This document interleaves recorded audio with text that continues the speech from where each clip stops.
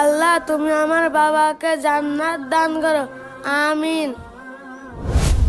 দাঁড়াও বাবা, দাঁড়াও, আমার জন্য একটু দোয়া করে যাও। আমার সন্তানকে বলবে আমার জন্য যেন দোয়া করে যায়। ভাই, তোমার কবরে এত শান্তি কেন, আর আমার কবর এত অন্ধকার কেন? ভাই, এগুলো সব আপনার নিজের হাতের কামাই। আপনার মনে আছে আপনি দুনিয়াতে কি করতেন?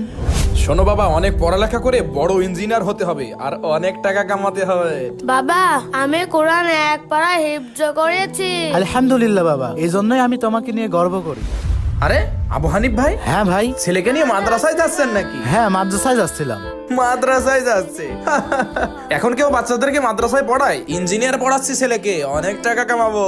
কি বলিস? ঠিক বলেছো বাবা। মাদ্রাসায় পড়ালে হবে ইমাম, আর ইমামের বেতন 3000 টাকা, আর আমার ছেলে মাসে 1 লাখ টাকা ইনকাম করবে।